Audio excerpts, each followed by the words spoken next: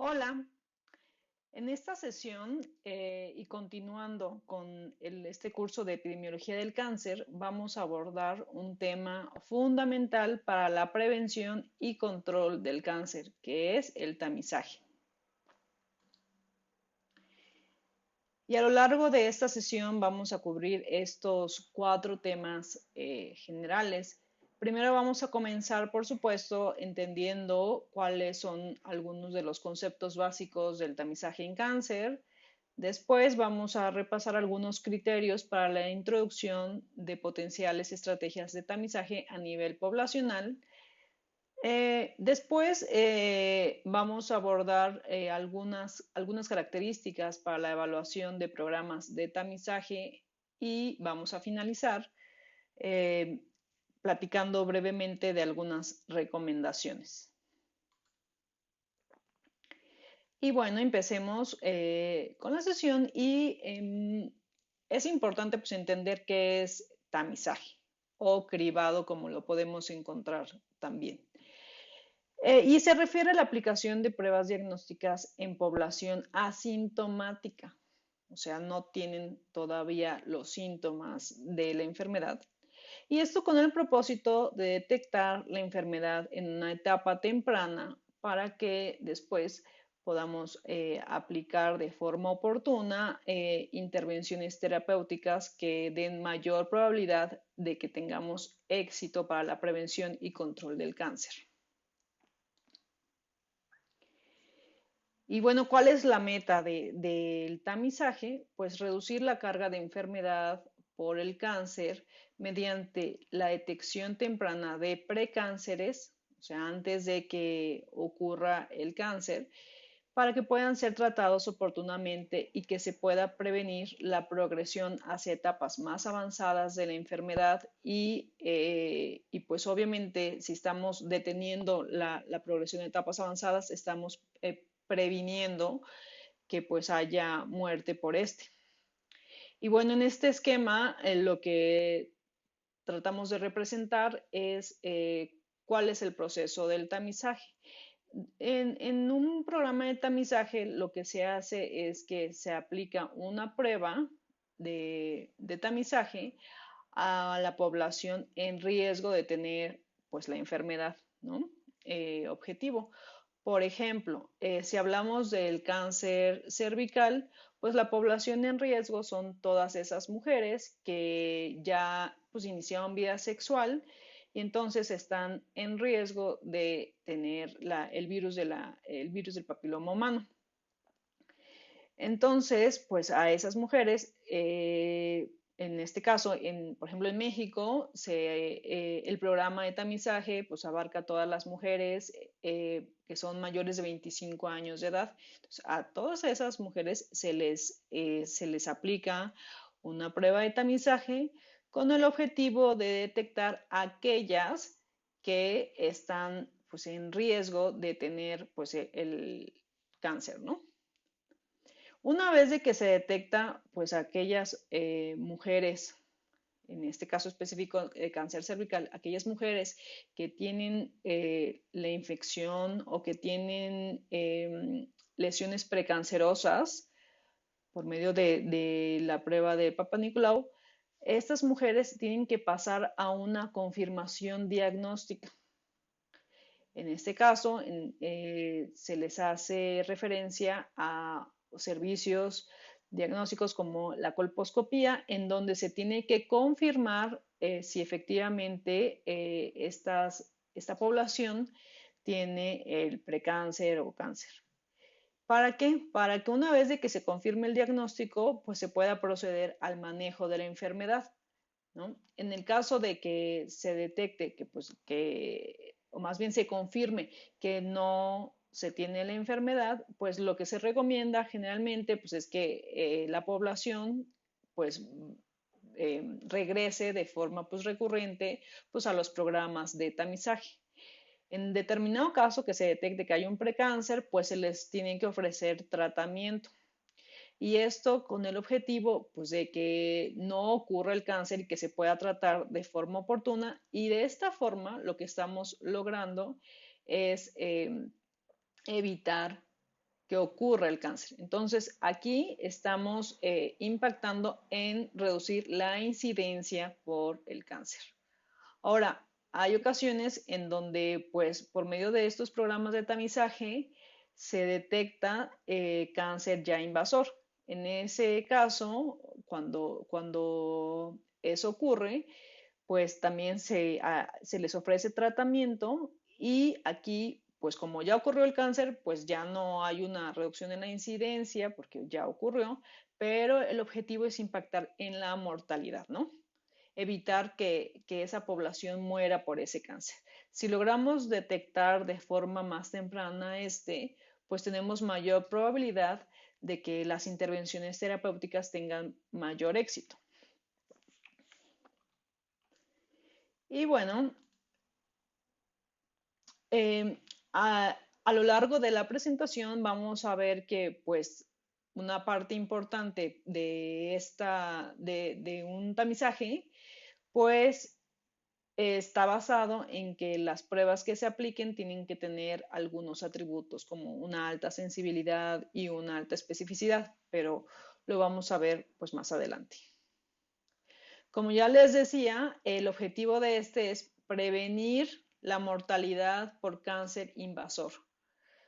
Pero no solamente se trata de evitar que las personas pues se mueran, sino también se trata de mejorar la calidad de vida de las personas, porque entre más avanzado sea el cáncer, pues más agresivos son los tratamientos y también hay indicadores pues, de calidad de vida que son muy importantes medir y que también son muy importantes que pues un programa de tamizaje pues que puede impactar en estos, ¿no? Si los detectamos de forma más temprana, pues generalmente pues hay tratamientos que son mucho menos agresivos.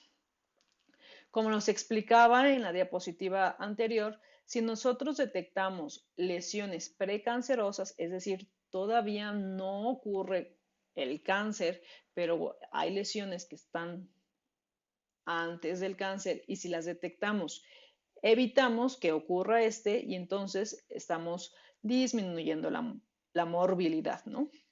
Ahora, si ya detectamos el cáncer, pues al intervenir de forma oportuna con intervenciones terapéuticas, lo que vamos a hacer es disminuir la mortalidad.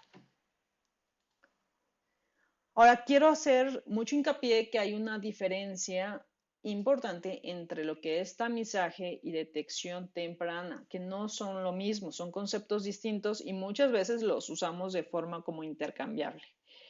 Pero el tamizaje se refiere a aplicar pruebas a pacientes o a población, mejor dicho, que aún no tiene síntomas, ¿no? Como les ponía el ejemplo de cáncer cervical, pues lo que se hace es que pues a todas las mujeres que están en riesgo, pues se les aplica pues pruebas de virus de papiloma humano o la citología cervical, pero todavía estas mujeres quizá no presentan los síntomas como tal del cáncer, ¿no? Lo que se quiere es detectar lesiones precancerosas. Ahora, en la detección temprana, esta consiste en reconocer signos tempranos de la enfermedad, tan pronto sea posible para tomar acciones para su manejo. Aquí la diferencia rápida es que en el tamizaje los pacientes aún no tienen síntomas y en detección temprana ya son sintomáticos. Y pues el ejemplo más claro es la detección temprana de cáncer de mama, pues que se basa, por ejemplo, en esta autoexploración en donde pues se recomienda a las mujeres que pues si sienten algún bulto en el seno, que si ellas notan alguna anormalidad, ¿no? Entonces, esos ya son síntomas y signos de que probablemente exista un cáncer, ¿no? Ahora vamos a pasar a revisar cuáles son los criterios para introducir potenciales estrategias de tamizaje a nivel poblacional. Y esto es algo súper relevante porque muchas veces hemos escuchado que hay algunas pruebas que sirven para, no sé, para detectar algún cáncer, pero los programas de tamizaje van más allá de solamente, pues, el que exista una prueba, ¿no? para identificar el cáncer. Es un proceso muy complejo, es un proceso que requiere una serie de etapas y de componentes que todos ellos juegan un papel importante, son como un engranaje y todos ellos tienen que estar presentes para que se pueda garantizar que un programa de tamizaje va a ser beneficioso. O sea, lo que quiero decir es que una prueba como tal no resuelve, no va a resolver por sí sola el problema de prevención de cáncer si no se tienen todos los demás componentes instalados. Y este es un proceso continuo, es decir, el tamizaje es el primer paso para pues, detectar tempranamente un cáncer, pero el tamizaje no es lo mismo que el diagnóstico. En el diagnóstico ya es cuando se aplican otra serie de procedimientos que muchas veces son más invasivos para confirmar pues si realmente se tiene o no la enfermedad. Por ejemplo, aquí es donde se toman biopsias y se confirma pues si se tiene o no la enfermedad. Y esto es mucho más invasivo que a lo mejor hacer pues una prueba que es mucho más rápida, menos invasiva.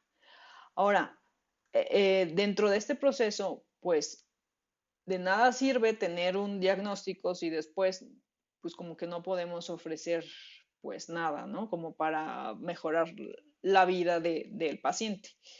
No se vale como que nada más generar esa angustia y ansiedad si no podemos y no tenemos la capacidad de ofrecer tratamiento y ese seguimiento pues, de los casos. Acuérdense que el objetivo de los programas de tamizaje es disminuir la morbilidad y la mortalidad por estos cánceres.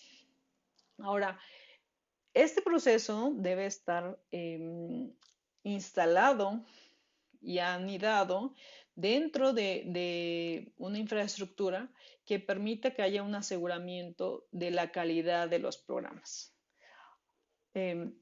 Es importante que haya un monitoreo de si los procedimientos se están haciendo de forma adecuada para que en caso de que pues haya algunas alteraciones en cuanto o desviaciones a las guías o las recomendaciones se puedan tomar pues medidas para pues mejorar el programa, ¿no? También es importante que un programa de tamizaje tenga sistemas de información. Esto tiene que estar instalado sobre el desarrollo de un sistema de información que permita pues toda la documentación de todas las personas que están participando en el programa, que permita dar seguimiento pues a los casos. ¿Para qué? Para que de esta forma pues haya mayor probabilidad de que se pueda dar el seguimiento adecuado a las personas que están participando. También es importante que, pues, que haya el monitoreo y esto se hace mediante la medición pues, de indicadores, pues, de procesos, de resultado y pues, por supuesto pues, de impacto que pues, también vamos a ver pues, más adelante. Pero además de todo lo que ya les comentaba, un programa de tamizaje tiene que ser visto como también como una responsabilidad ética, ¿no?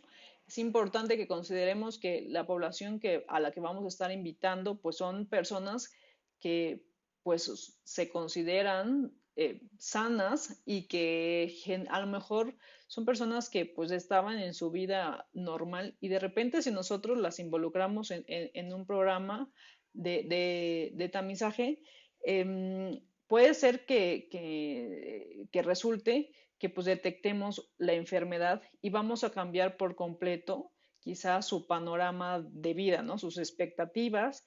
Podemos causar una disrupción en su vida personal, en su familia. Entonces, al planear un programa de tamizaje, tenemos que tomar en cuenta todas estas consideraciones. Hay unos criterios clásicos para el tamizaje que se diseñaron pues ya desde varios años. Y esto ocurrió porque la OMS comisionó a un médico y al jefe del departamento de química clínica en aquellos años para diseñar cuáles eran los criterios que tenían que ser considerados para que un programa de tamizaje fuera considerado dentro de los programas de salud pública. Pero a pesar de que pues estos ya tienen muchos años, siguen siendo vigentes a la actualidad y bueno, ahorita los vamos a repasar. Una de las cosas pues que es básica es que por supuesto que la condición debe ser un problema de salud importante. Pues si no lo es, pues quizá no vale la pena como que invertir en diseñar toda esta arquitectura y todos estos servicios, infraestructura, pues si la enfermedad pues no lo es. Ahora debe de haber un tratamiento aceptado para los pacientes con la enfermedad. Deben de estar disponibles las instalaciones para el diagnóstico y tratamiento, que era como les comentaba. O sea, no se vale nada más decir, híjole, usted es positivo a la prueba y pues lo lamento, ¿no? Y no, o sea, el compromiso aquí es que tenemos que ofrecer, ¿no?, alternativas pues, para mejorar la vida de los pacientes. Ahora, la enfermedad debe tener una etapa asintomática temprana o latente reconocida, y eso lo vamos a ver también más adelante. Debe de haber una prueba o examen adecuado. La prueba debe ser aceptable en la población. La historia natural de la enfermedad debe ser comprendida de forma adecuada, incluyendo desde la fase latente hasta su manifestación. Debe de haber una política acordada sobre a quién tratar como pacientes. El costo de la búsqueda de casos, incluido el diagnóstico y el tratamiento de los pacientes diagnosticados, debe ser económicamente balanceado en relación con el posible gasto en atención médica. Y la búsqueda de casos debe ser un proceso continuo y no un proyecto de una vez por todas, ¿no? Bueno, más adelante eh, salió un documento que pues obviamente a lo largo de los años pues estos criterios que les acabo de mencionar pues han también evolucionado y ahí han surgido algunos nuevos criterios que también debemos de considerar para la introducción de un programa de tamizaje a nivel poblacional. Entre ellos es que el programa de tamizaje debe responder a una necesidad reconocida. Y eso también es eh, muy importante porque si no se reconoce como tal que es un problema de salud, si no hay una voluntad también tanto de, de los tomadores de decisiones como de la población, entonces no, eso no va a tener éxito, ¿no? Porque ni va a haber demanda por parte de los que deben de ser los usuarios del programa, como tampoco va a haber las facilidades y la voluntad como para eh, hacer un buen programa, ¿no? Ahora, los objetivos del programa de tamizaje deben establecerse desde el inicio. Esto es también crítico. Debe de haber una población objetivo que también debe de estar pensada desde el inicio, desde la planeación del programa, ¿no? ¿A quién vamos a dirigir este programa? Debe de haber evidencia científica de la efectividad del programa de tamizaje. Y para eso se hacen pues estudios en donde se evalúan como las pruebas que se van a aplicar, etcétera, porque si derivado de la literatura científica, más bien de la evaluación de esto, pues resulta que no hay un beneficio en cuanto a lo mejor reducción de la incidencia y mortalidad por el cáncer, entonces, de nuevo, como para qué se hace todo el esfuerzo. El programa debe integrar educación, detección, servicios clínicos y manejo del programa. Como les comentaba, eso es un proceso continuo. No solo se trata de descubrir una nueva prueba y ya, con esto voy a resolver tal cáncer. O sea, Para que los programas funcionen, un aspecto clave es que pues, se debe hacer promoción, ¿no? Por ejemplo, el programa se debe de educar tanto a los profesionales de la salud, que son quienes van a trabajar en los servicios de salud aplicando las pruebas, como a las personas que serán las o los usuarios del programa. Una anécdota es que, por ejemplo, en el caso de cáncer cervical, si las mujeres pues tienen miedo de la prueba, no tienen mucha información acerca de, pues, de qué se trata o por qué tienen que hacerse la prueba, cuáles son los beneficios, si no hay una educación de por medio, de verdad la participación va a ser muy pobre, ¿no? Porque puede haber muchos mitos alrededor de los programas de tamizaje. Debe de haber mecanismos de aseguramiento de calidad con mecanismos para minimizar los riesgos del tamizaje. El programa debe garantizar la elección informada, la confidencialidad y el respeto por la autonomía. Esto también es súper crítico y va de la mano con lo que les comentaba hace unos instantes sobre la ética de los programas, ¿no? Por ejemplo, en el caso de cáncer de próstata, como saben, pues la decisión sobre hacer tamizaje es algo súper controversial. Existen pues diferentes papers que han discutido al respecto sobre si se debe de hacer o no, porque los beneficios parece que no son concluyentes sobre si se debe hacer la prueba a todos, pero lo que todos concluyen es que al final es súper importante que la decisión sea paciente y médico, ¿no?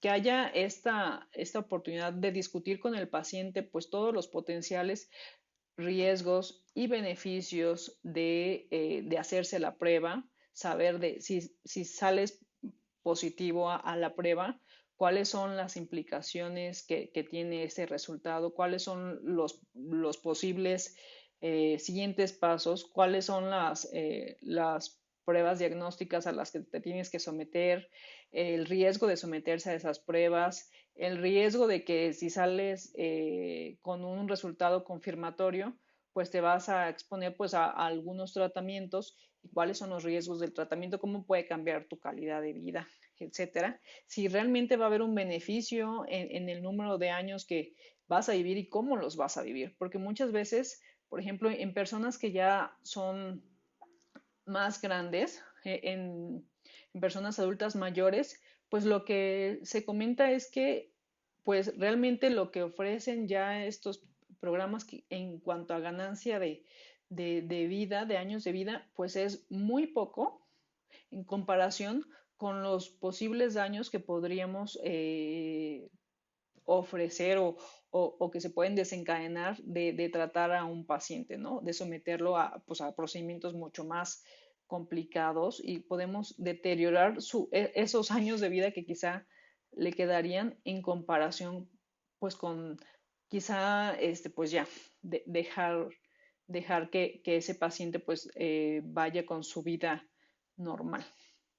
Y por eso es importante que pues este proceso de tamizaje vaya acompañado pues de una consejería entre el personal de salud que es quien pues da los resultados de las pruebas, que se haga una explicación detallada de qué se refieren esos resultados, qué implica, cuáles son los siguientes pasos y también respetar que pues la decisión de los pacientes acerca de pues qué deciden también ellos, ¿no?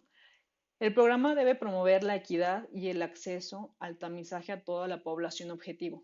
Y creo que esto es una de las cosas en las que como país en desarrollo todavía tenemos muchos retos por delante. Actualmente tenemos muchas pues barreras como para poder garantizar un acceso a toda la población que realmente la necesita. Y como en otros países que también que están en nuestras mismas condiciones, pues se ha documentado cómo desafortunadamente eh, cánceres como el cáncer cervical, la mortalidad por refleja la inequidad en el acceso a los servicios de salud. O sea, no es que sea un cáncer que por el simple hecho de vivir en condición de pobreza, pues eh, le guste más, digamos, las mujeres pobres sean más susceptibles a este. No, simplemente se refiere a que desafortunadamente en esas regiones, por ejemplo, del sur del país, pues no se han dado las condiciones para que todas estas mujeres tengan acceso a los servicios de salud y que se pueda ofrecer y garantizar que tengan estos servicios de tamizaje para reducir el cáncer, ¿no? Y es por eso que tanto en México como en países de Latinoamérica, en países de África, pues este cáncer es uno de los primeros cánceres por los que las mujeres se mueren, ¿no? Ahora, el otro punto es que la evaluación del programa debe planearse desde el inicio, se tienen que definir muy bien pues, cuáles van a ser los indicadores para evaluar si el programa está pues teniendo el impacto para el cual se diseñó. Y por último, una cosa súper relevante es que los beneficios del tamizaje deben superar los riesgos por este. Y esto es algo que en los últimos años se ha hecho mucho énfasis en que, como ya les comentaba, el centro de esto debe ser pues el beneficio de los pacientes, de la población. Y eh, nada justifica que pongamos a los pacientes como en mayor riesgo si no hay un mayor beneficio de por medio. Y bueno, viéndolo desde otra perspectiva, pues podemos dividir estos principios en características de la enfermedad, en características que debe tener la prueba de tamizaje y en las características que debe tener el diagnóstico y tratamiento. Y más adelante vamos a ir viendo cada uno de estos y empecemos por uno de los criterios de la enfermedad. Como les decía, la enfermedad debe ser un problema de salud importante. Es decir, la enfermedad debe ser una causa importante de morbilidad y mortalidad en la población en la que se quiere instalar este programa de tamizaje. La prevalencia de la enfermedad pues debe ser alta y pues las consecuencias de la enfermedad importantes. Por ejemplo, ¿cómo se mide esto? Pues con años de vida perdidos por muerte prematura, años de vida ajustados por discapacidad, cuáles son los costos sociales. Y aquí, en este último aspecto de los costos sociales, sí quisiera como hacer un paréntesis para comentar que pues muchas veces nada más medimos esto como en el número de muertes, pero también hay otras cosas que debemos de considerar. Por ejemplo, el cáncer en las mujeres son cánceres que tienen un impacto social muy grande porque son cánceres que cada vez afectan a mujeres más jóvenes y las mujeres en países como los nuestros son muchas veces las cuidadoras del hogar, el impacto que tienen en la familia, la pérdida pues, de la mamá, etcétera. Son cosas que muchas veces son difíciles de medir, pero que tienen repercusiones sociales muy importantes. Otro criterio es que la enfermedad debe tener una fase preclínica importante. Es decir, que de acuerdo con el conocimiento que se debe tener de la historia natural de la enfermedad, debe de haber fases que antecedan la aparición del cáncer. Como en el caso del cáncer colorectal, pues hay una serie de etapas que se dan antes de que suceda pues el cáncer, ¿no? Y como quizá hemos escuchado, pues generalmente primero hay esta aparición de pólipos adenomatosos. Y si nosotros podemos detectar estos de forma temprana, pues podemos extirparlos y así reducir que pues estos progresen a cáncer, ¿no? ¿Por qué?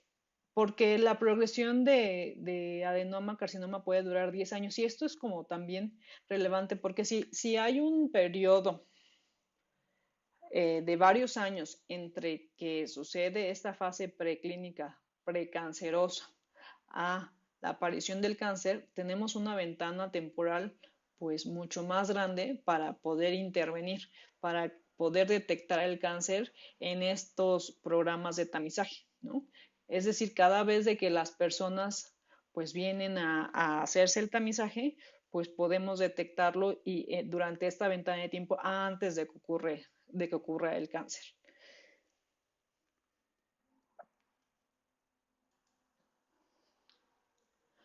Y esto va muy de la mano con el hecho de que, pues, la historia natural del cáncer que queremos abordar debe ser completamente entendida. O sea, esto de que el cáncer debe tener una fase preclínica bien establecida, pues se da una vez de que pues conocemos cuál es la historia natural del cáncer, cuáles son las etapas que lleva a la aparición del cáncer, ¿no? Por ejemplo, en el caso de cáncer cervical, lo que sabemos hoy en día es que, pues, el cáncer cervical, una mujer está en riesgo cuando se expone, pues, al virus de papiloma humano, ¿no? Ese es el agente causal. Pues una vez de que ocurre la infección por este virus, entonces se da la progresión a precáncer siempre y cuando haya persistencia del virus de papiloma humano.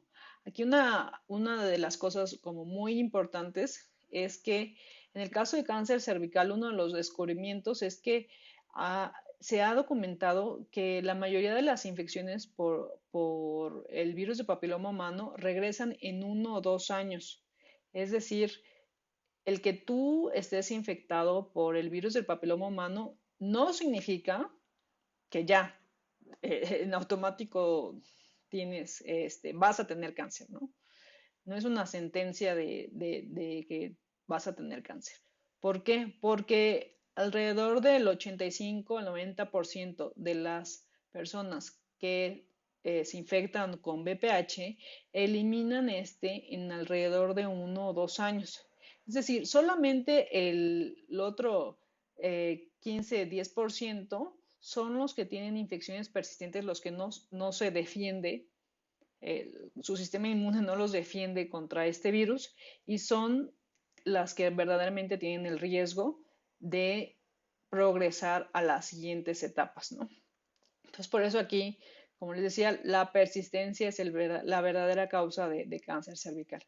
Y pues una vez de que se persiste, pues se pasa a estas etapas precancerosas, que son las causantes pues, del cáncer.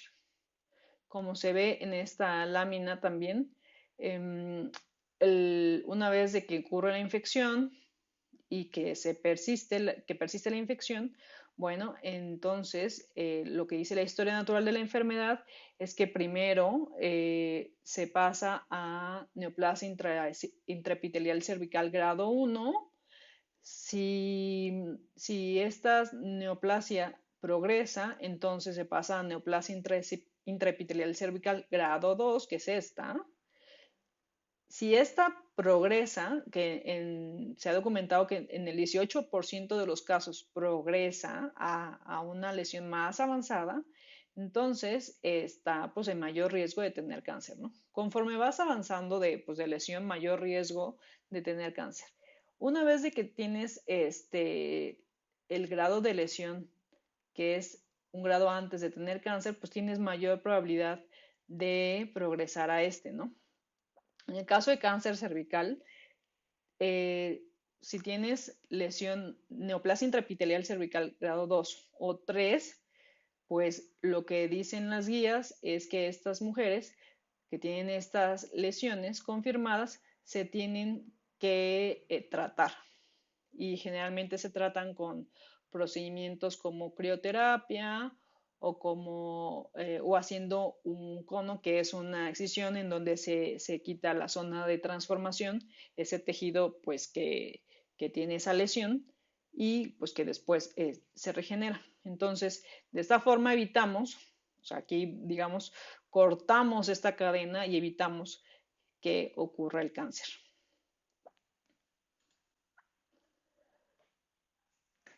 El siguiente aspecto que es referente a la enfermedad es que la enfermedad debe ser tratable y los beneficios del tratamiento también pues deben superar los riesgos. En el caso del cáncer de próstata, como les decía, es un tema muy controversial que podríamos quedarnos aquí eh, una sesión completa para hablar acerca de este. Y pues lo que se dice es que como en los adultos pues ya mayores, por ejemplo, un adulto que tenga 70 años, que tenga un cáncer de próstata, que se ha detectado de forma y que sea indolente y que resulte que tenga buen pronóstico, ¿existe tratamiento? Sí. Se le puede ofrecer una prostatectomía radical, pero ¿cuáles son los riesgos? Pues los riesgos pueden ser pues que vamos a causar que este adulto de 70 años pues lo vamos a poner en riesgo de otras complicaciones como incontinencia, impotencia sexual o inclusive las infecciones que se dan por la toma de biopsias o por el procedimiento de prostatectomía lo pueden poner en riesgo incluso de muerte. Entonces, en ese caso, pues es cuando debemos de balancear, ¿existe tratamiento? Sí, no, y cuál es el beneficio que puede tener para, para, para el paciente, ¿no? Entonces, por eso es muy importante que se haga esto de share decision making, que es el compartir con el médico y el paciente la decisión de qué es lo que se va a hacer. Ahora, vamos a pasar a ver el segundo componente clave que debemos de tomar en cuenta en un programa de tamizaje y por supuesto que son pues la prueba de tamizaje. Y hay características ideales que debe tener una prueba de tamizaje. Ahorita vamos a ver que pues debe tener validez, debe ser segura, debe ser aceptable por la población que la va a usar, pues de preferencia una prueba de tamizaje que se aplica pues, a población que es sana, pues debe ser no invasiva. Imagínense, pues estar haciendo como biopsias, pues a todas las personas eso pues no tendría como ningún sentido. Por eso las pruebas de tamizaje generalmente se basan en pues una prueba de sangre o en el caso de cáncer cervical, pues sí, una muestra cervical que quizá a lo mejor no es lo más cómodo, pero no es lo mismo que hacer una biopsia, ¿no? Deben ser altamente reproducibles y simples y fáciles de administrar. Y esto último pues nos ayuda a que pues haya una mayor también aceptabilidad. Y bueno, una prueba de tamizaje lo que nos va a ayudar es que pues en población que es aparentemente sana, nos va a permitir clasificar a esta población en positivos, que son los que presumiblemente tienen la enfermedad, y negativos, que pues idealmente pues serían aquellos que son los que no tienen enfermedad, ¿no? ¿Para qué? Para que estos positivos pues pasen a procedimientos diagnósticos ahora sí más invasivos como la colposcopía, colonoscopía, ¿no? Y otros procedimientos en los que ya se va a confirmar si se tiene o no la enfermedad para dar paso a la intervención terapéutica. Un criterio fundamental de las pruebas de tamizaje pues es su validez, ¿no? Y cuando nos referimos a validez, este concepto se refiere a estoy midiendo lo que quiero medir, es decir, lo verdadero, lo real. En este caso, estoy midiendo si se tiene o no la enfermedad.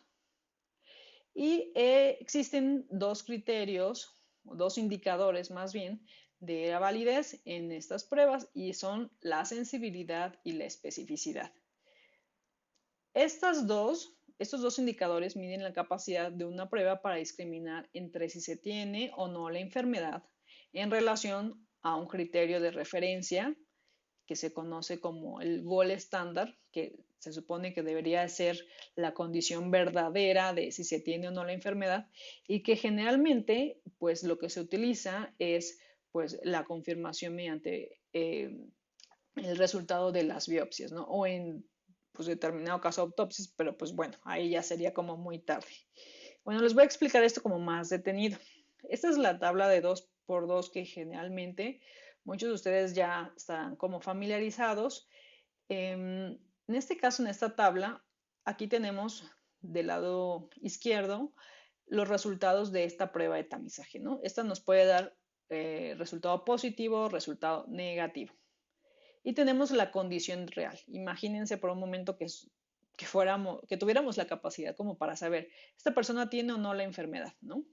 ¿Está enferma o está sana? Esto generalmente lo sabemos mediante una prueba pues, que sea como considerada el gol estándar. Generalmente se utilizan como el resultado de las biopsias para considerar pues, si se tiene o no la enfermedad, ¿no? Entonces, en esta tabla de 2 por 2 pues en esta columna tenemos a los enfermos y en esta columna pues sanos, a los sanos de la enfermedad bajo estudio, ¿no? En este cuadro de 2 por 2 al interior, por ejemplo, de esta celda, ¿quiénes están? Aquellos que resultaron positivos a la prueba y que efectivamente estaban enfermas. Entonces, estos son los verdaderos positivos. Ahora, aquellos que estaban enfermos, pero la prueba dice que son negativos, son falsos negativos. Como su nombre lo dice, falsamente, erróneamente son negativos, porque la verdad es que tienen la enfermedad, pero la prueba los clasificó pues, erróneamente. Ahora, en esta columna donde tenemos los sanos, esta celda nos referimos a ellas como los falsos positivos. ¿Por qué? Porque en ella están aquellos individuos que la prueba dice que son positivos, pero en realidad son sanos. En cambio, en esta son aquellos que no tienen enfermedad y que no tienen enfermedad y que salen negativos a la prueba. Estos dos verdes son aquellos que la prueba clasifica correctamente, en este caso como positivos y en este caso como los negativos. Y bueno, aquí está explicado lo que les acabo de comentar de esta tabla, ¿no?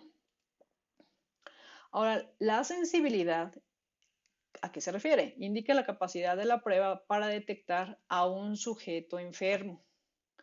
Es decir, si la enfermedad está presente, si el cáncer está presente, ¿cuál es la probabilidad de que el resultado sea positivo? ¿Es la prueba capaz de identificar correctamente a los enfermos como positivos? Eso es lo que trata, o más bien, lo que expresa la sensibilidad. Es la probabilidad de que la prueba identifique como enfermo aquel que efectivamente lo está. En cambio, la especificidad se refiere a la capacidad que tiene la prueba de identificar como sanos a los que realmente no están enfermos, a los que son sanos. Es la prueba capaz de identificar correctamente como negativos aquellos que no tienen enfermedad. Y bueno, quizá aquí con este cuadro quede como mucho más claro a qué nos referimos con sensibilidad y especificidad. Como recuerdan en esta tabla, en esta celda tenemos a los verdaderos positivos, a los que la prueba identifica como positivos y que realmente tienen la enfermedad. Ahora, la sensibilidad se obtiene eh, dividiendo los verdaderos positivos entre el total de enfermos, ¿no? Y entonces, pues, ¿cómo se interpreta? Dado que se tiene la enfermedad, por ejemplo, cáncer de mama, ¿no? Dado que se tiene cáncer de mama, ¿cuál es la probabilidad de ser positivo a la prueba, a la mamografía, por ejemplo, ¿no? La especificidad se obtiene de forma pues, contraria. Aquí se toman en cuenta como denominador el total de sanos, los de esta columna. Y el numerador son los verdaderos negativos, aquellos que la prueba identificó correctamente como negativos, dado que no tenían la enfermedad, ¿no? Entonces, ¿cómo se interpreta eso? Dado que no se tiene la enfermedad, imaginemos, dado que no se tiene cáncer de mama, ¿cuál es la probabilidad de que la mamografía sea negativa? Algo muy importante es que la sensibilidad y la especificidad son atributos de una prueba, son características fijas de una prueba. Y esto es muy importante porque la sensibilidad y especificidad no van a cambiar si la prueba, por ejemplo, la prueba de BPH se hace en Japón, o se hace en China, en Estados Unidos, en Argentina, en México, la sensibilidad y especificidad son las mismas en cualquiera de estos lugares y se hacen pues en esa población, ¿no?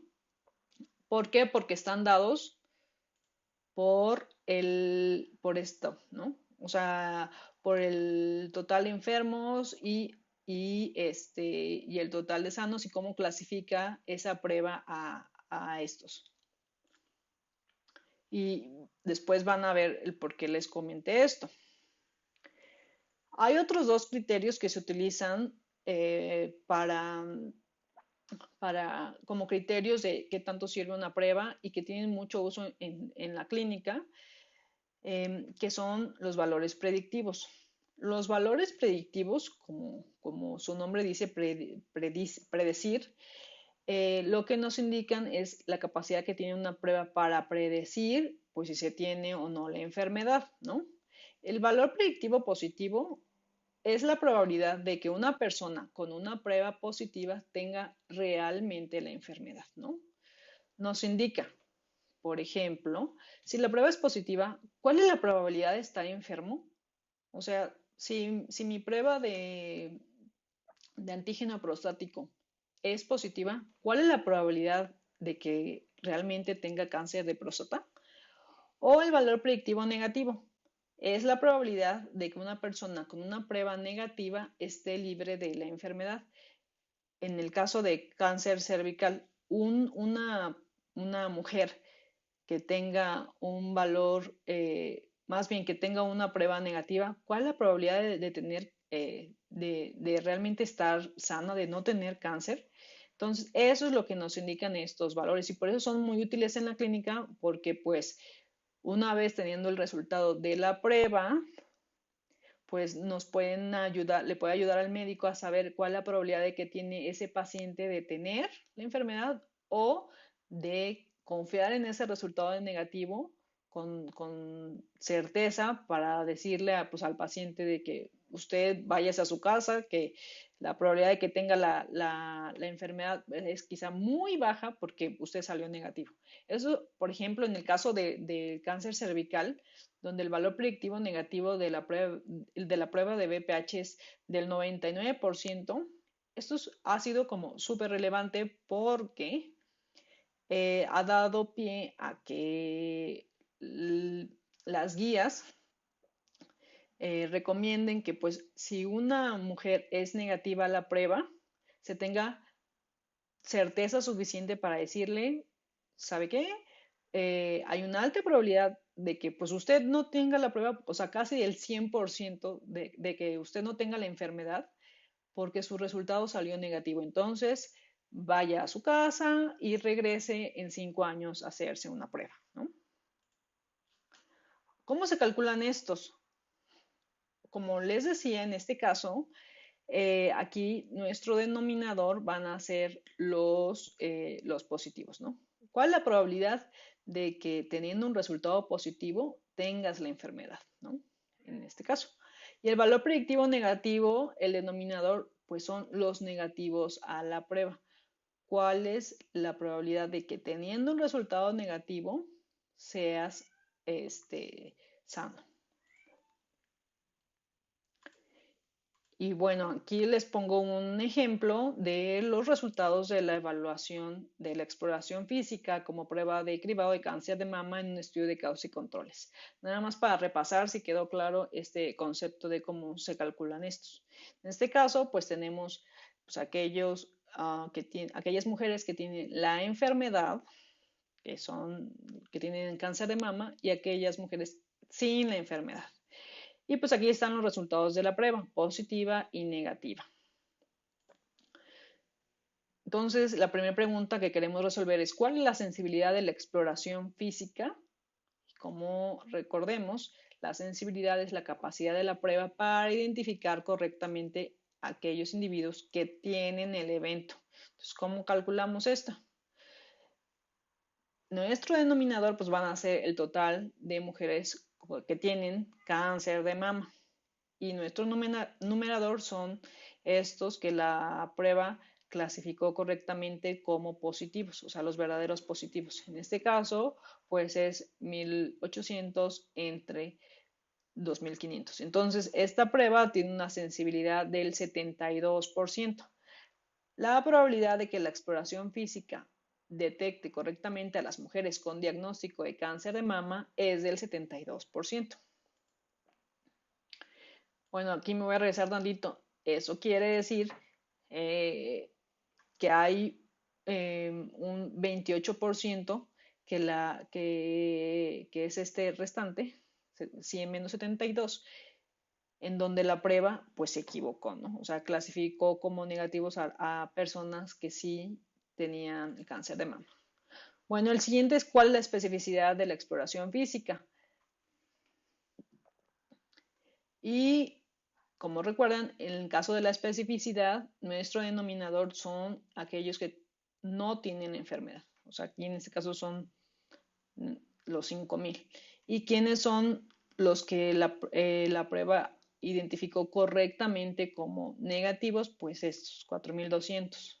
Entonces, en este caso, la probabilidad de que la exploración física detecte como negativo a las mujeres sin cáncer de mama es del 84%. Por otro lado, los valores predictivos positivos se dan, están en función del resultado pues, de esta prueba, ¿no? Es decir, la probabilidad de que la prueba clasifique correctamente a un individuo como enfermo si la prueba da positiva. Y en este caso, entonces, es del total de positivos a la prueba, y este es nuestro denominador, y ponemos como numerador a los que realmente tenían la enfermedad. Entonces, la probabilidad de que un paciente con un resultado positivo a la exploración física tenga cáncer de mama es del 69.2%. O sea, es la probabilidad de tener la enfermedad si se tiene un resultado positivo. En cambio, en el caso del valor predictivo negativo, es la probabilidad de tener, más bien, de no tener la enfermedad, o sea, de estar sano, dado que se tiene un resultado negativo. O sea, cuando decimos dado es lo que va en el denominador. Entonces, en este caso, la probabilidad de un paciente con resultado negativo de la exploración física esté libre de cáncer de mama es del 85.7%. Es decir, hay un 15% de error. O sea, que si nosotros, hay un 15% de mujeres que les vamos a decir que son negativas y que tienen una probabilidad de que realmente pues no sean sanas, ¿no? Los valores predictivos están en función de la sensibilidad y la especificidad y dependen también de la prevalencia de la enfermedad. Son específicos para cada población. Estos, contrario a lo que son la sensibilidad y la especificidad que les comentaba, que son fijas, que no importa en qué población las apliques, la sensibilidad y la especificidad nunca se mueven. Los valores predictivos sí varían de acuerdo a la población donde las apliques. manteniendo la sensibilidad y la especificidad estables conforme la prevalencia de la enfermedad incrementa. ¿Qué es lo que sucede? El valor predictivo positivo incrementa, o sea, la probabilidad de tener la enfermedad, dado que tienes un valor, un resultado positivo, pues es mucho mayor porque la enfermedad es mucho más prevalente, ¿no? Y el valor predictivo negativo disminuye. Y esto se puede ver en este esquema. En, en este esquema, por ejemplo, se ve que en esta primera tabla tenemos una prevalencia del 50% de la enfermedad y la sensibilidad de la prueba es del 50% y la especificidad de la prueba es del 50%. Estos no cambian. Sin embargo, como podrán ver, el valor predictivo positivo aquí es del 50%, o sea, la probabilidad de tener la enfermedad, dado que se tiene un resultado positivo, aquí es del 50%. En cambio, en esta, la probabilidad de tener la enfermedad, dado que se tiene un resultado positivo, es del 25%. ¿Qué fue lo que varió? La prevalencia de la enfermedad. Aquí la enfermedad es mucho más prevalente, entonces hay una mayor probabilidad de que si el resultado da positivo, realmente tengas la enfermedad. En cambio aquí, como la enfermedad es como mucho más rara, si tienes un resultado positivo, la probabilidad de que en efecto tengas la enfermedad pues es mucho menor. Pues aquí están algunos de los ejemplos de cuáles son la sensibilidad y especificidad de algunas pruebas de tamizaje, ¿no? Por ejemplo, la prueba de Papa Nicolau para detección de neoplasia intraepitelial cervical 2 o más, que es el punto de corte que se utiliza para cáncer cervical, pues es del 40%. ¿Qué significa esto? Que la prueba solo detecta al 40% de las personas que sí tienen lesiones precursoras de cáncer cervical. El 60% las clasifica incorrectamente, o sea, dice que son negativas cuando realmente sí tenían la lesión precursora de cáncer. Entonces, esta prueba se equivoca mucho, clasifica incorrectamente. Sin embargo, tiene una especificidad pues alta del 90%, es decir, que pues si el resultado, eh, dado que en los sanos la prueba clasifica el 90% correctamente como negativos. En cambio, también siguiendo con el cáncer cervical, la prueba de BPH, pues ha sido una estrategia muy buena como para mejorar el tamizaje de BPH porque la sensibilidad pasó del 40% al 96%. Es decir, del total de los casos de lesiones precancerosas de cáncer cervical, la prueba es capaz de detectar correctamente al 96% de estas mujeres, ¿no? Se equivoca mucho menos, mucho menos. Ahora, en el caso del antígeno prostático específico, con un punto de corte de 4 nanogramos por mililitro para el tamizaje de cáncer de próstata, este tiene una sensibilidad muy bajita, solo del 21% para cualquier cáncer de próstata. Y en el caso de la mastografía, la sensibilidad se ha visto que la sensibilidad es del 73.3% en México. Ahora, algo importante es que quizá ustedes han de decir, bueno, entonces tenemos que basarnos en que tienen que tener una alta sensibilidad porque pues queremos detectar como positivos pues a los que tienen la enfermedad. Sí, eso es muy cierto, ¿no? Y también tenemos que tener la prueba tiene que tener la capacidad para detectar como sanos a los que están libres de la enfermedad. Eso es cierto. Pero la siguiente pregunta que nos tenemos que hacer es si es igualmente importante un falso positivo a un falso negativo. ¿Qué significa ser un falso positivo? Un falso positivo, pues son esas personas que nosotros les decimos que son positivos, o sea, porque la prueba salió positiva, pero eso es falso. O sea, realmente no tenían la enfermedad, ¿no?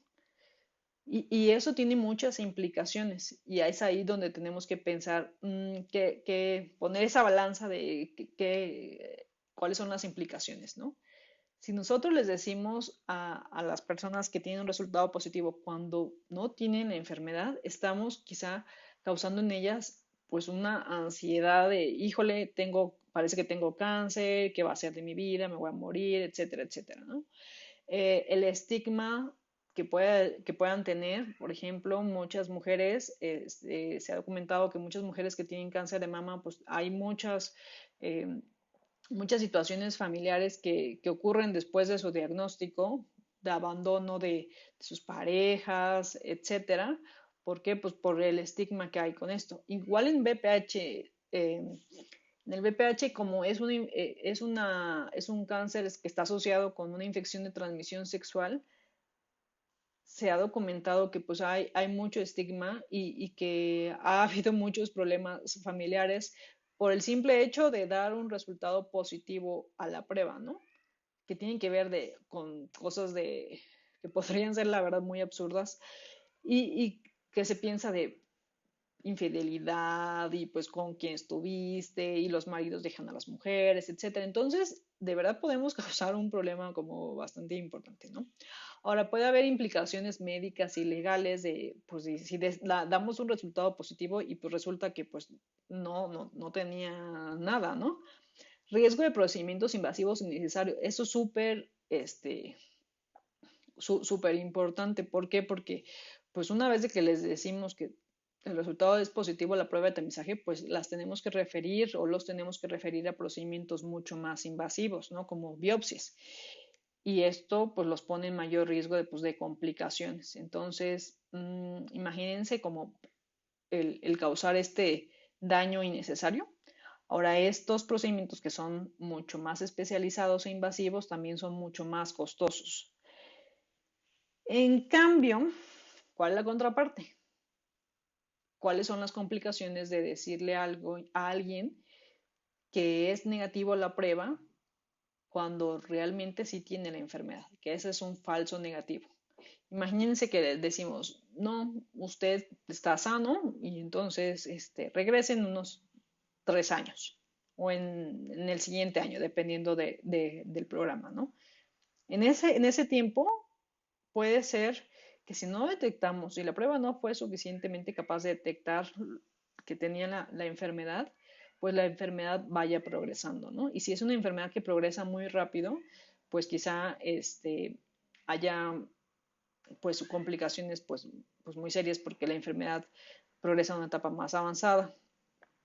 Y pues esto también implica pues que en vez de a lo mejor hacer un tratamiento mucho más local, puede ser tratamientos mucho más agresivos y un aspecto también muy importante en las pruebas de tamizaje es la reproducibilidad que deben tener estas, la reproducibilidad o confiabilidad. Y esto se refiere como a la capacidad que tenga esta prueba para que en repetidas ocasiones, pues el resultado pues sea consistente.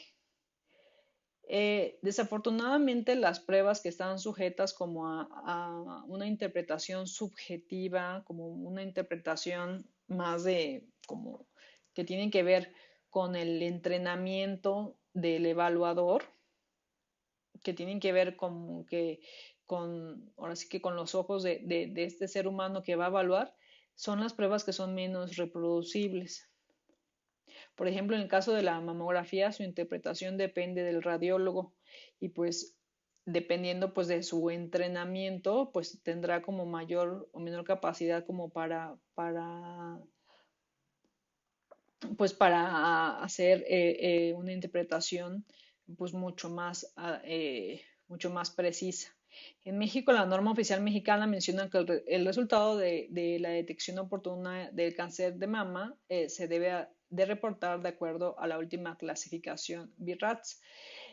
Resulta que en un estudio realizado con radiólogos mexicanos, la reproducibilidad interobservador, o sea, entre varios radiólogos, agrupando el BRIRADS fue de 0.5. Es decir, que cuando comparando entre varios, solamente había una reproducibilidad o sea, la mitad de las veces le atinaban al mismo, a la misma interpretación. Entonces, imagínense pues el grado de error ahí, ¿no? Y que la reproducibilidad intraobservador fue de 0.7. O sea, o sea, dentro del mismo individuo, cuando la ponían a evaluar la misma imagen, pues eh, se supone que pues, lo ideal sería que pues, la reproducibilidad fuera de uno, ¿no? O sea, cada vez que te ponen a evaluar pues, la misma imagen, siempre dices la misma interpretación, pero pues aquí pues era solo de 0.7 y lo cual es mucho más baja que en otros países. Lo mismo sucede con cáncer cervical en cuanto a la reproducibilidad de la prueba de Papa Nicolau, que es un procedimiento subjetivo pues, que requiere esta interpretación microscópica de la morfología celular. Y pues esto está sujeto pues, a error humano que es de los citotecnólogos y citopatólogos que pues interpretan esto. Depende pues mucho del entrenamiento y por eso es fundamental que haya procedimientos de control de calidad, pues que asegure que pues se haga un monitoreo de qué también están viendo los citotecnólogos y citopatólogos que también están interpretando este determinado número de muestras para que se asegure que pues, lo estén haciendo de forma correcta. Y afortunadamente, con el avance en la tecnología y con el descubrimiento del virus de papiloma humano, esto ha servido mucho pues, para abordar este problema de la reproducibilidad en el tamizaje de cáncer cervical, porque una de las grandes ventajas de la prueba de virus de papiloma humano, pues es que es una prueba que ya no depende pues, de un ser humano, ¿no? Es una prueba que es un que depende de un sistema automatizado, que en donde la colección de la muestra se hace y después lo que se detecta es si está el ADN del virus, ¿no? Hoy en día existen muchas pruebas comerciales y lo que se hace pues, es meter las muestras en un aparato como el que está aquí, pues solamente pues, se hace esta hibridación de las ondas mediante PCR y pues si se complementa, si se hibrida esta sonda, pues se sabe que pues, se tiene o no se tiene el virus, ¿no? Entonces, esto da pie pues, a que se reduzca este error. Entonces, ¿qué es lo que decíamos? Que pues las pruebas sean altamente pues reproducibles, ¿no? Otra, otra característica súper importante, y esto es como básico porque puede ser que la prueba tenga una alta sensibilidad, tenga una alta especificidad, que sea altamente reproducible y está padrísima y sea como muy prometedora. Pero ¿qué pasa si pues la gente no la acepta? Entonces de nada sirve tener una prueba fantástica, pues y si la gente pues no la va a aceptar, ¿no? Entonces esto es muy importante porque pues de eso depende pues del éxito del programa. Por ejemplo, en el caso de cáncer de mama hay estudios que documentan que pues parte de las barreras para la aceptabilidad están las preocupaciones acerca pues de la radiación, de la mamografía o del dolor que experimentan las mujeres pues al exponerse a este procedimiento, ¿no? Para el caso de cáncer cervical, pues hay muchas barreras culturales para el examen pélvico, hay mucho rechazo por la vergüenza que es de que un médico o inclusive un médico que es hombre, pues, ¿cómo es que me va a ver? Y no. Entonces, esto es muy importante. En el caso de cáncer colorectal, también se ha documentado que hay un rechazo, como un asco, porque pues les da pues, asco como para manipular las heces que son requeridas para pues, hacer el tamizaje de cáncer colorectal.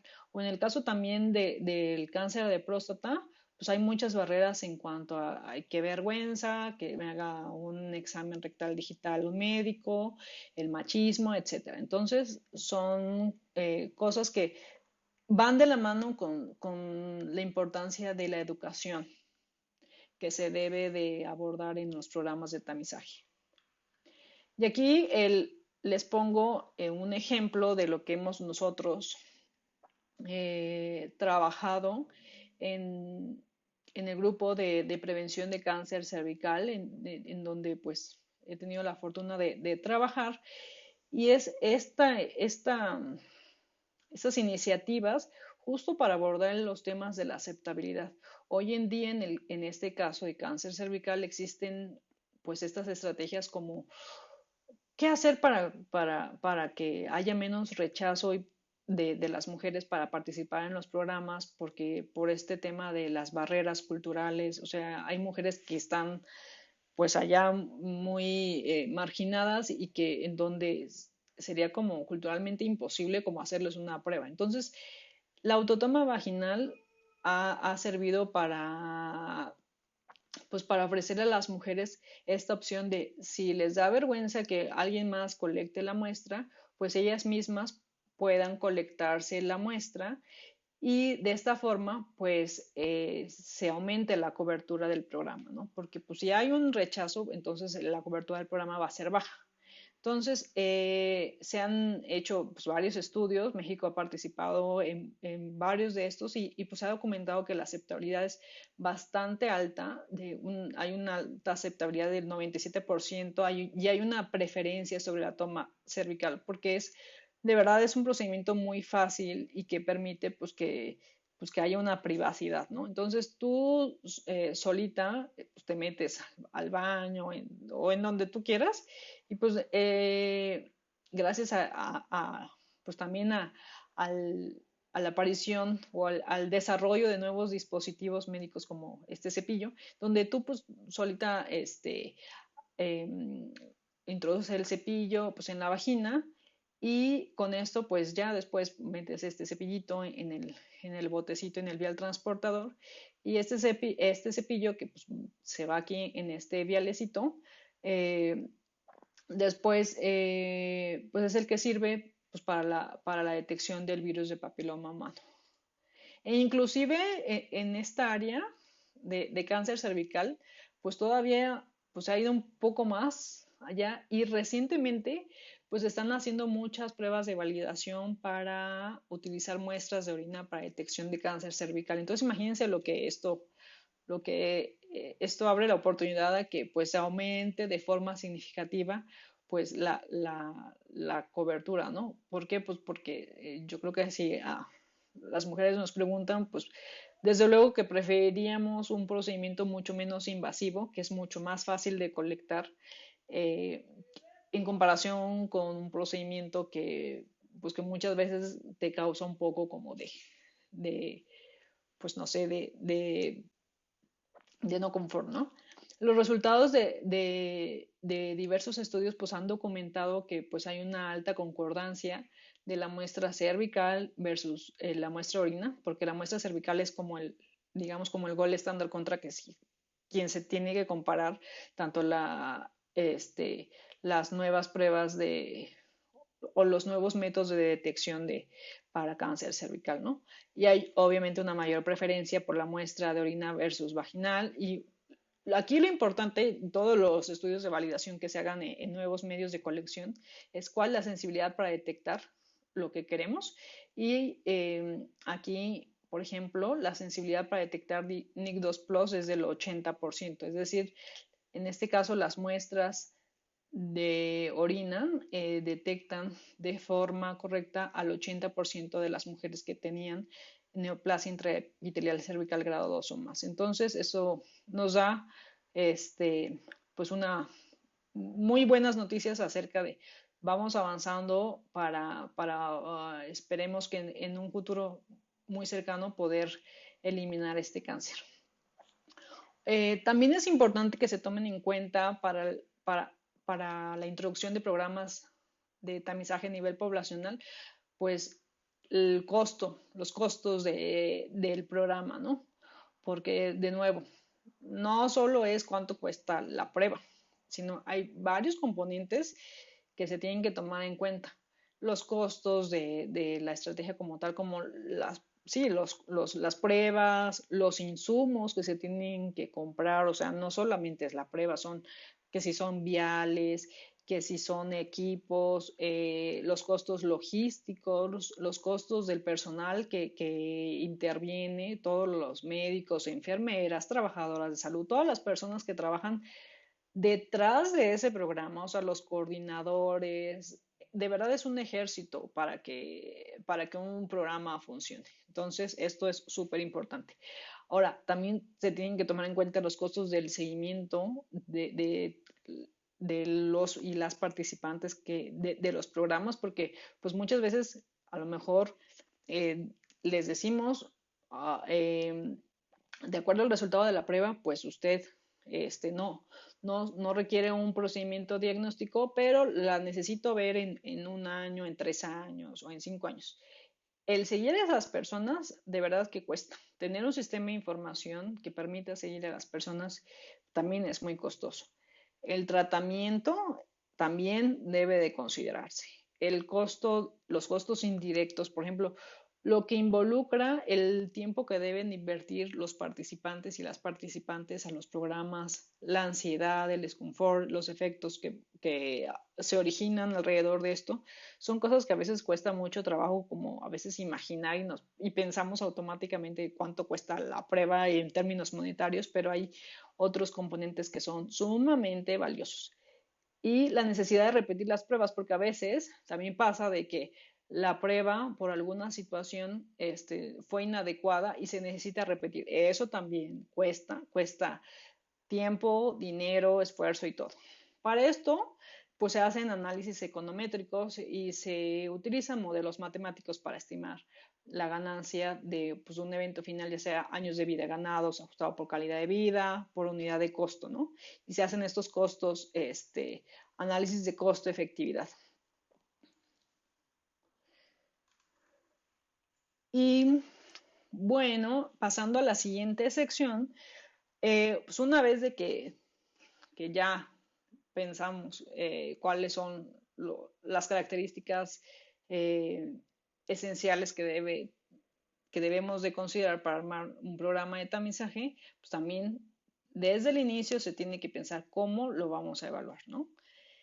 El indicador de eficacia para los programas de tamizaje es la reducción de mortalidad por el cáncer, ¿no? Sin embargo, también hay otro tipo de indicadores que también son importantes medir en un programa. O sea, no, la mortalidad, por supuesto, que es como el indicador de impacto y es el fin último de cualquier programa de tamizaje es pues reducir la, el- la carga de enfermedad por ese cáncer. Pero si indicadores previos como los indicadores de desempeño no o sea, no, nos dan indicios de que no funcionan, el fin último pues no se va a poder alcanzar de forma óptima. Como que la cobertura del programa, o sea, si la cobertura del programa es muy bajita, es decir, pues un programa de tamizaje para que tenga éxito, de acuerdo con la OMS, se requiere que tenga una cobertura de al menos 70%. Sin embargo, si tenemos un programa que solo tiene una cobertura del 30%, pues imagínense cuál va a ser el impacto, ¿no? O sea, se nos van a seguir muriendo muchas personas y eso es lo que desafortunadamente pasa actualmente con nuestros programas, que a veces pues solamente van las personas que pues que siempre son muy conscientes de su salud y son las mismas que participan y ¿quién se muere? ¿Quién se muere por cáncer cervical o cáncer de mama? Aquellas mujeres que nunca tuvieron acceso, que nunca se acercaron a los servicios de salud y que cuando se acercaron quizá ya lo hicieron en etapas muy avanzadas donde ya no había mucho que hacer. Entonces, bueno, también dentro de los indicadores de desempeño pues está la tasa de positividad de las pruebas de tamizaje, cuál es el valor predictivo positivo de las pruebas, las tasas de pruebas inadecuadas. Imagínense que tenemos un programa que tiene una altísima tasa de pruebas inadecuadas. Entonces, quiere decir que algo anda mal, entonces tenemos que componerlo. ¿Para qué? Para que tenga efectos en nuestra mortalidad, ¿no? El seguimiento de casos positivos al tamizaje es algo que de verdad es muy, muy crítico. O sea, y que en países como los de nosotros o como los de Latinoamérica, es algo en donde hay mucha investigación ahora al respecto en cuanto a que se tiene que mejorar esto. ¿Por qué? Porque si bien es cierto que la primera parte del tamizaje es muy importante, o sea, identificar quién es positivo a la prueba porque está en riesgo de tener el cáncer. Imagínense todos los esfuerzos, todo el gasto, todo lo que involucró que los usuarios o los usuarios del programa fueran a ese programa y después, una vez que tienen el resultado positivo, no les damos seguimiento para que vayan a la confirmación diagnóstica. Todo el esfuerzo se va a la basura, ¿no? ¿Por qué? Porque para que se complete este ciclo, acuérdense que esto es un continuo, tiene que funcionar pues cada una de estas partes. Entonces, desafortunadamente, en el caso de cáncer cervical, como en México, solo el 40% de las mujeres que son detectadas en el tamizaje se siguen a la siguiente etapa que es colposcopía. Entonces, imagínense, el 60% de las mujeres se pierden en el camino. Entonces, ahí están los casos que pues muchas veces pues luego aparecen en etapas más avanzadas. ¿Por qué? Porque no les damos seguimiento. Esto es una etapa muy complicada porque a veces involucra diferentes niveles de atención. El primer nivel en donde se hacen pues, el tamizaje en todos los centros de salud y después los servicios de diagnóstico están en el segundo nivel de atención, ¿no? Entonces involucra pues mucha vinculación entre diferentes niveles. Entonces, pero es una etapa como clave. Ahora, también hay, dentro de los indicadores de desempeño, también hay que tomar en cuenta la tasa de detección de casos. ¿Cuánto estamos detectando por toda la población que estamos tamizando, ¿no? Pues idealmente, pues queremos detectar, pues de forma como pues, adecuada. Imagínense que detectamos como de forma muy mínima, como los casos, entonces algo también está pasando, ¿no? Y las complicaciones del diagnóstico, que también es algo que pues tenemos que medir por los riesgos que quizás está causando pues, el tamizaje. Y dentro de los indicadores de impacto tenemos la mortalidad, la incidencia de la enfermedad, que tanto la estamos reduciendo, y dentro también de las medidas de carga de la enfermedad, pues los QALYs, los DALYs, ¿no? Que nos habla de los años de vida perdidos con discapacidad, etcétera. Y bueno, aquí les voy a dejar una lectura que les recomiendo por si quieren repasar o quieren conocer acerca de algunos indicadores de desempeño para registros de tamizaje. Esta es una propuesta que se hizo en Europa y que es muy utilizada. Y lo que me gusta de esta es que, bueno, vienen todos los indicadores de desempeño con el numerador y el denominador, entonces les puede dar una idea de cómo es que se miden estos indicadores. También están para cáncer cervical y para cáncer colorectal. Y bueno, dentro de la evaluación de los programas de tamizaje, pues idealmente, pues lo que nos gustaría y lo que es lo óptimo, pues sería hacer ensayos clínicos aleatorizados para contestar esta pregunta de pues, si los programas están siendo eficaces.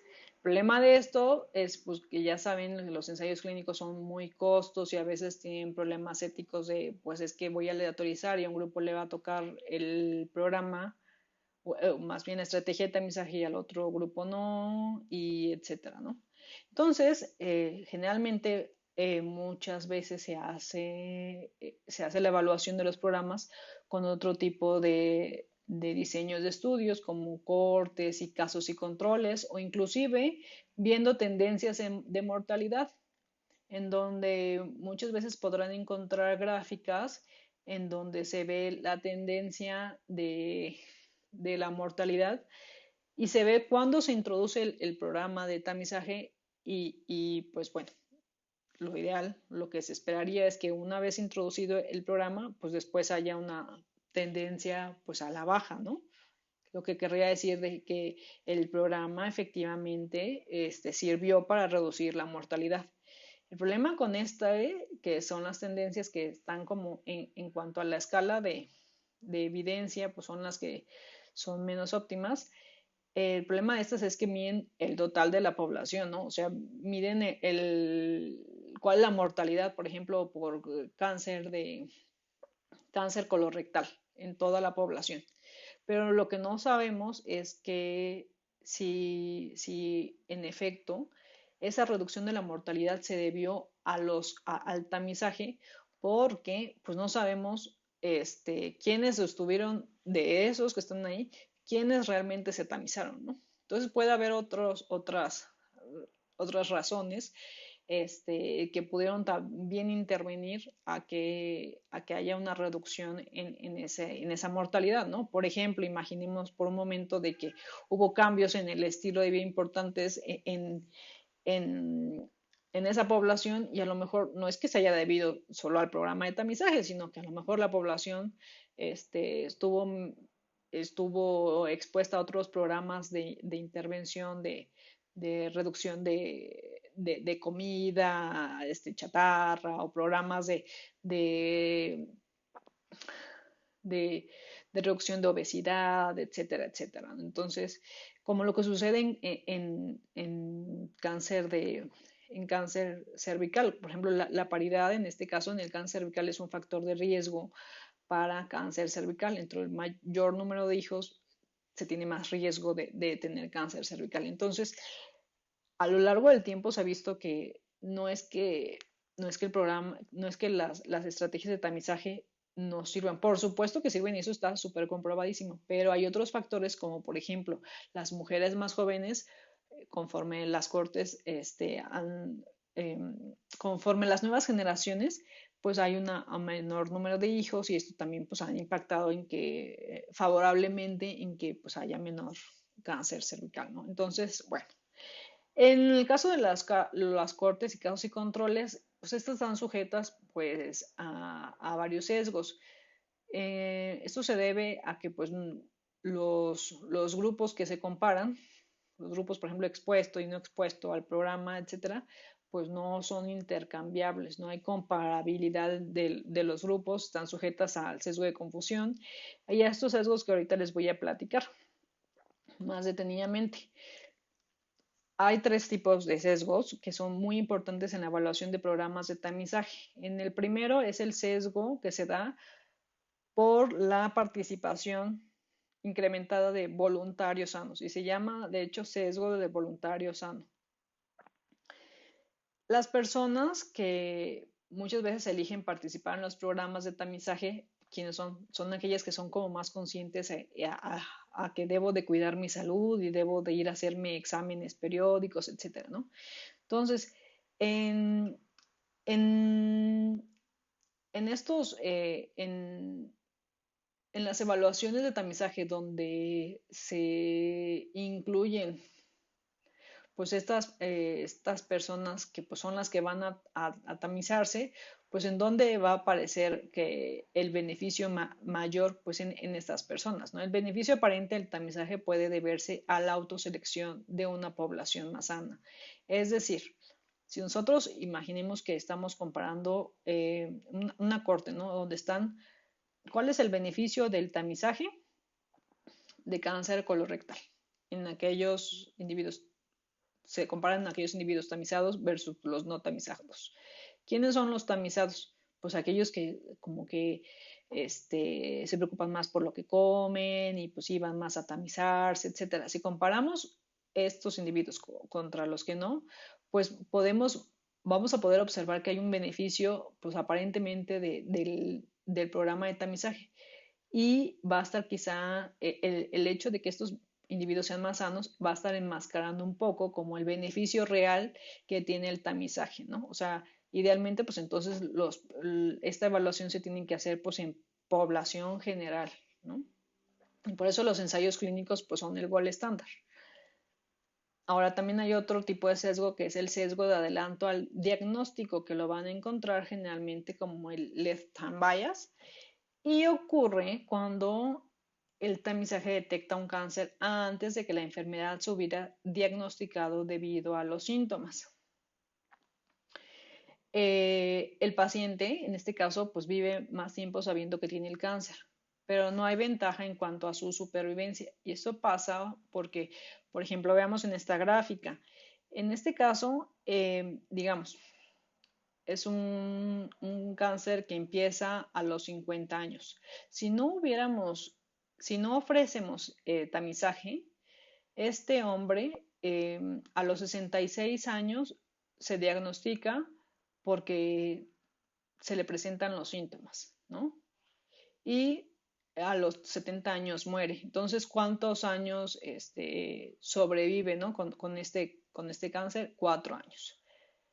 Cuando nosotros aplicamos un tamizaje a este mismo individuo, imaginemos, detectamos la enfermedad a los 60 años, pero si comparamos, pues sigue muriendo a la edad de los 70 años. Entonces, lo único que hacemos es que estamos como detectando el cáncer mucho antes, pero no hay un beneficio en cuanto a la supervivencia, en cuanto a mortalidad. Acuérdense, el indicador de la eficacia de un programa de tamizaje es la mortalidad. En este caso, pues entonces podemos decir, esto es un tamizaje inefectivo porque no mejoramos la esperanza de vida del paciente, solo le adelantamos el diagnóstico, ¿no? Y hasta el sufrimiento.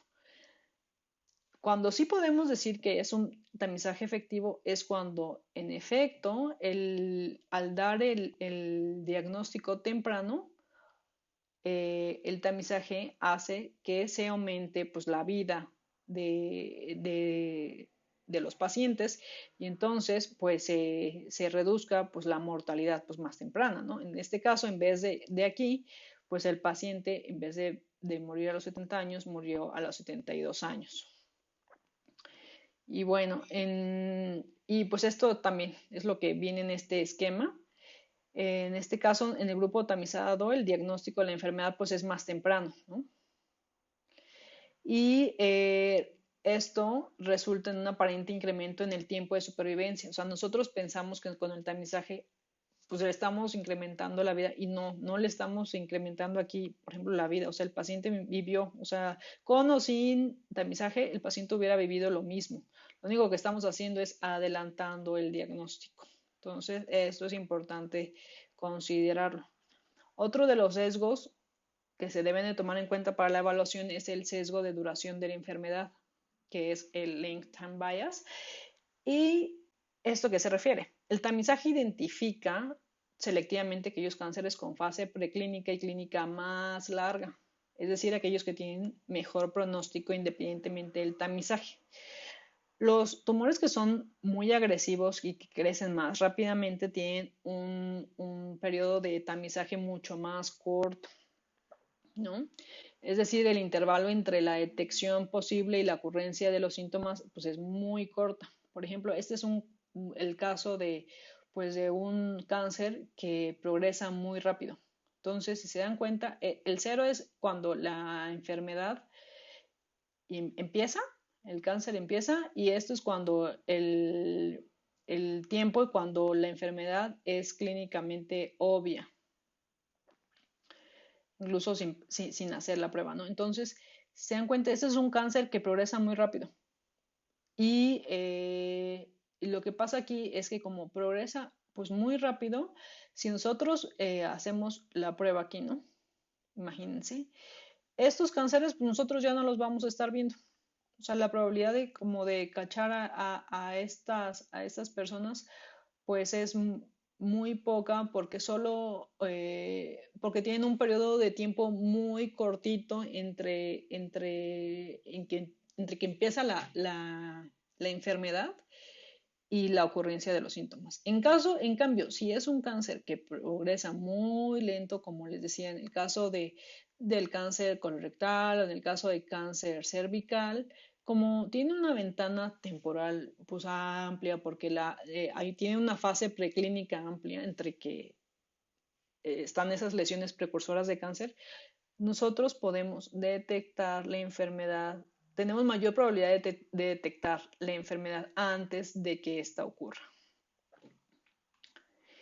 Y bueno, entonces, por esto que les acabo de comentar, pues los ensayos clínicos aleatorizados, pues se llevan como el premio pues a los diseños óptimos para justo evaluar la efectividad del tamizaje. Y pues lo que se hace pues justo es como comparar de forma aleatorizada pues el grupo con tamiz versus un grupo control. Entonces aquí les dejo uno de los ejemplos de una evaluación que se hizo para evaluar la efectividad del tamizaje de cáncer colorectal usando sangre oculta en heces. Entonces, ¿qué es lo que se hizo aquí? Pues que se quería determinar pues, si el tamizaje por medio de esta prueba reducía la mortalidad por ese cáncer y también se evaluó los riesgos y beneficios del tamizaje. Algo muy importante en caso de que ustedes un día vayan a hacer una evaluación de un tamizaje, no solamente es como la reducción pues, de mortalidad, sino también vean y midan pues, los beneficios y riesgos asociados con la prueba, ¿no? Y en este caso, pues lo que hacían en estos estudios, porque esta es una revisión de Cochrane, asignaban aleatoriamente individuos a recibir tamizaje por esta prueba o no recibirlo. Eh, en los 4 ensayos clínicos aleatorizados que participaron en esta revisión, se hizo la evaluación diagnóstica por medio de colonoscopia en caso de aquellos que dieran resultado positivo al tamizaje. Y lo que se observaba en este estudio de revisión fue que había un 16% de reducción en el riesgo relativo de muerte por cáncer colorectal, ¿no? El RR fue de 0.84.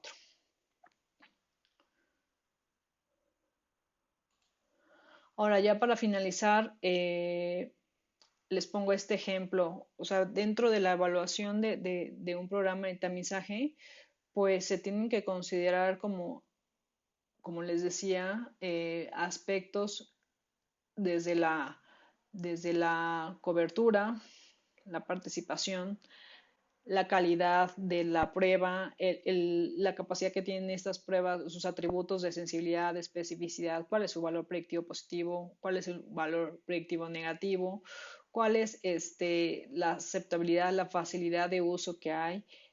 Estos dos criterios son súper relevantes y que muchas veces como que, no sé por qué, pero se han dado como, se hacen menos énfasis en estos y son críticos porque mucho esfuerzo a veces se hace en estos dos componentes de diseñar pruebas y se hace mucha investigación a esto, pero hay una brecha entre lo que pues sabemos de esas pruebas y cómo aplicarlas y el seguimiento que se tiene que hacer a la confirmación diagnóstica de todos aquellos participantes de los programas de tamizaje, ¿no? Porque pues, si hay un inadecuado seguimiento y hay un adecuado tratamiento de las lesiones precancerosas, de verdad lo único que estamos haciendo es ir avanzando hacia un fracaso de los programas de tamizaje. Y por último, bueno, este es como un resumen de algunas pruebas utilizadas para el tamizaje de algunos cánceres. Em, y estos son como los programas que, digamos que hay en algunos lugares. Para cáncer cervical, pues creo que es uno de los cánceres en donde hay evidencia así contundente de la eficacia de que tienen los programas de tamizaje prevención de este, ¿no? Y en donde pues ya no hay duda que pues de hecho la OMS ha dicho que debemos de aplicar pruebas de virus de papiloma humano para todos aquellos países en donde el tamizaje con Papa Nicolau ha sido ineficiente, como en el caso de México, por todos estos errores que hay en la prueba. En las mujeres más jóvenes aún se sigue recomendando la citología cervical con Papa Nicolau, y en lugares en donde por cuestiones de costos, etcétera, no hay acceso a pruebas mucho más costosas y que requieren mucha mayor infraestructura. Por ejemplo, en África se sigue utilizando mucho la inspección visual con ácido acético como prueba de tamizaje para cáncer cervical. En el caso de cáncer de mama, pues dentro de las pruebas que se utilizan tanto para el tamizaje o para la detección temprana del cáncer es la autoexploración, el examen clínico y la mamografía. Y bueno, aquí eso es uno de las de los temas que van a evaluar en el taller y que seguro se van a discutir con mucho detalle, pues todas las controversias que hay con respecto a cáncer de mama, y es muy interesante. En el caso de cáncer colorectal, la evidencia dice, aquí les voy a poner, estas son las recomendaciones para cáncer de colon y recto, y pues aquí también hay evidencia contundente de que se debe de hacer tamizaje a personas mayores de 50 años, de 50 a 75 años. Estas son las diferentes guías que son como unas guías de referencia para el tamizaje. Y lo que se recomienda es hacer prueba de sangre oculta en heces, ya sea con la prueba de Guayacol o con FIT, que es la prueba inmunohistoquímica. Se recomienda hacer una prueba anual con la prueba de Guayacol de acuerdo al US Preventive Service Task Force, y cada 2 años de acuerdo a la guía de Canadá, ¿no? En caso de que no se haga esto, también se recomienda hacer sigmoidoscopía flexible cada 5 años o colonoscopía cada 10 años, ¿no? Y bueno, me regreso. En el caso de cáncer de pulmón, la evidencia es controversial. De hecho, aquí me falta ponerle una rayita para cáncer de pulmón y cáncer de próstata. De acuerdo a resultados de un gran estudio que justo se hizo para evaluar si la eficacia de la tomografía computarizada torácica de baja dosis de radiación como tamizaje de cáncer de pulmón, pues se ha recomendado con un grado de recomendación B que es moderada, que la población que debe de someterse a pruebas de tamizaje para cáncer de pulmón con el TAC son aquellos adultos de 50 a 80 años con historia de tabaquismo de 20 paquetes por año y quienes fumen o hayan dejado de fumar en los últimos 15 años.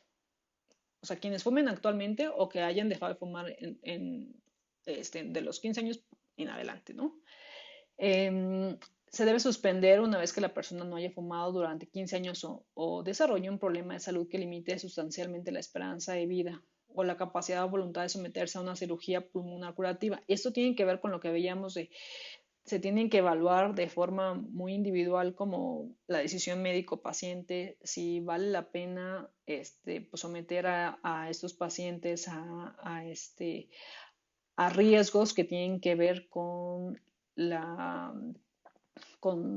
procedimientos más invasivos, en este caso de cáncer de pulmón. Y se recomienda pues, un intervalo de tamizaje anual. En el caso de cáncer de próstata, pues también hay toda una controversia de pues si realmente se debe de hacer esta prueba de antígeno prostático, que es lo que pues hasta la fecha está disponible. Eh, Aquí les voy a poner algunas de las comparaciones de guías de práctica clínica para el tamizaje de cáncer de próstata. En general, lo que se ha recomendado es que pues no se recomienda el tamizaje masivo, porque se debe de realizar un tamizaje con base en una decisión informada. Generalmente se recomienda que se haga en personas en hombres que tengan más de 50 años y no tienen factores de riesgo, más de 45 años y tienen alto riesgo de cáncer de próstata, como por cuestiones hereditarias. Y no se debe tamizar a hombres cuya expectativa de vida sea menor de 10 años por todas las complicaciones que son derivadas de esta prueba. Como recuerdan, es una prueba que no tiene una sensibilidad muy alta, o sea, el antígeno prostático puede estar alterado inclusive por otras anormalidades que no necesariamente tienen que ver con el cáncer de próstata. Y mejor se considera hacer una vigilancia activa en vez de un tratamiento pues mucho más agresivo. En, en general, en varios países, como en Estados Unidos, en Reino Unido, pues los programas de tamizaje que existen de forma masiva a nivel poblacional incluyen cáncer cervical, cáncer de mama y cáncer colorectal. Y nada más. Estos, como les decía, tienen evidencia controversial y aunque no hay evidencia adecuada del beneficio del tamizaje, aquí nada más les agregué pues que hay pruebas disponibles para cáncer de ovario, como es el ultrasonido transvaginal o la estimación de CA-125, o para cáncer de estómago, pues endoscopía y radiografía de contraste, pero no hay evidencia de su eficacia y por lo tanto pues no se recomienda hacerlos masivamente. Y bueno, para concluir esta sesión, solo quiero que se lleven de reflexión pues a casa que es muy importante, como hemos visto, que se tomen en cuenta muchas cosas antes de poner pruebas de tamizaje masivas, pues como a todo público muchas veces pues se quieren utilizar estas como en campañas de tamizaje masivos y qué pasa si después no les damos seguimiento a esas personas que participaron en esas campañas. De nada sirve nada más estar haciendo pruebas por pruebas y si no vamos a cerrar el ciclo de que todas esas personas que les ofrecemos pruebas las debemos de seguir y que completen todo el proceso continuo, ¿no? Adelantar el tiempo del diagnóstico no justifica el tamizaje. O sea, decirle a las personas, pues a lo mejor varios años antes que tienen cáncer, no justifica, ese beneficio no justifica si esto no lleva a una mejora en la morbilidad y mortalidad comparado con la detección clínica de la enfermedad sintomática. Bueno, espero que pues este breve panorama del tamizaje haya sido útil y pues cualquier duda pues nos podemos escribir. Gracias.